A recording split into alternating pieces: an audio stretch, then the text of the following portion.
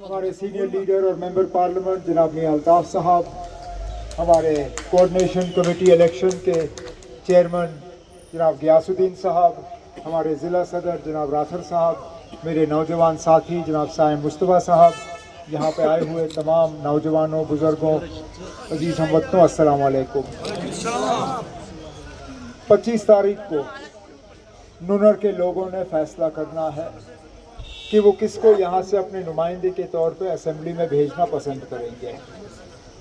عام الیکشن میں بجلی، سڑک، پانی، صحت، روزگار، ان مدوں کے علاوہ کوئی مدعا ہوتا نہیں ہے، لیکن یہ عام الیکشن نہیں ہے۔ یہ عام الیکشن سے کوئی ہٹ کے الیکشن ہے۔ یہ الیکشن 10 سال کے بعد جموں کشمیر کی ریاست میں نہیں، جموں کشمیر کی یوٹی میں کیے جا رہے ہیں۔ یہ الیکشن، یہ انتخابات 5 اگست 2019 کے فیصلے، جن میں کہ ہماری زمین، ہمارے ٹھیکے، ہمارا روزگار، ہماری عزت، وجود، پہچان، سارا کچھ تہس نہس ہوا، اس کے بعد کا یہ پہلا الیکشن ہے۔ یہ وہ الیکشن ہے جس میں کہ آج آپ کے ووٹوں کو تقسیم کرنے اور آپ کی آواز کو کمزور کرنے کی مکمل کوشش کی جا رہی ہے۔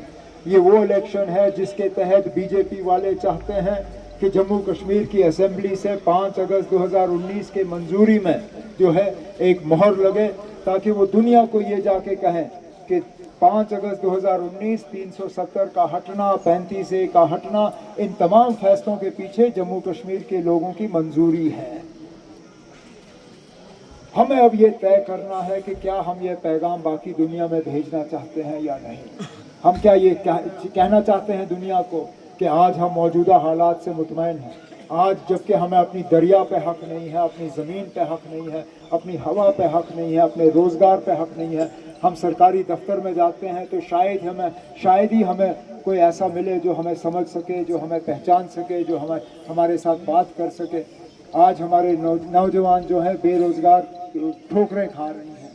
جس پروجیکٹ کے حوالے سے میاں صاحب نے بات کی، new Ganderbal hydro electric project, جس میں میں چاہتا تھا یہاں کے نوجوان پڑھے لکھے، کم پڑھے لکھے جو ہیں وہ اس میں جو ہے روزگار اور ملازمت حاصل کریں، وہ سارا کچھ انہوں نے جو ہے بٹھا کے رکھا۔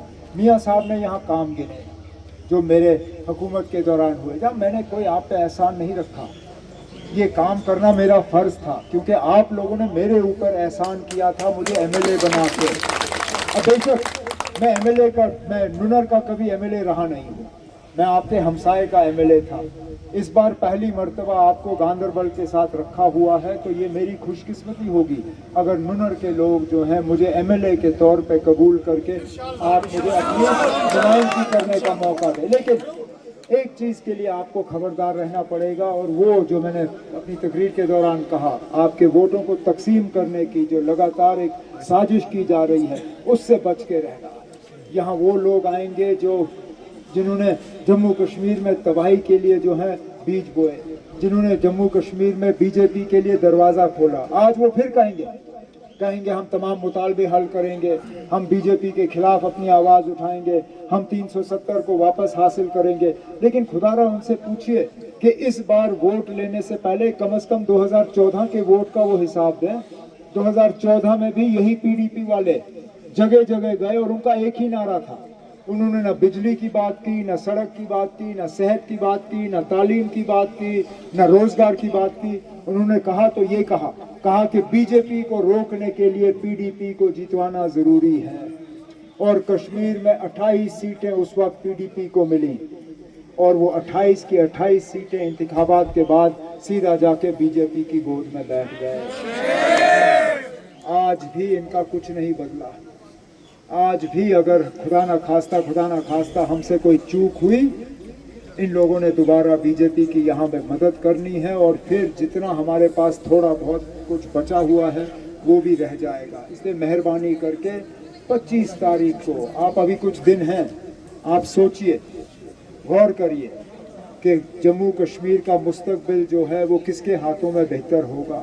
میں یہ امید کرتا ہوں کہ جس طرح آج میاں صاحب کے پارلیمانی علاقے میں، چاہے وہ کلگام ہو، اننت ناگ ہو، شوپیاں ہو، سری نگر کے ساتھ جو ہے پلوامہ جڑا ہوا ہے، وہاں پہ آج اس طرح ووٹ جو ہے نیشنل کانفرنس کو پڑھ رہے ہیں کہ مجھے امید ہے کہ وہ سیٹیں جو جو ہم 96 کے بعد کبھی جیتے نہیں، انشاءاللہ ان پہ آج دوبارہ نیشنل کانفرنس کا MLA جو ہے کامیاب ہو کے آئے گا۔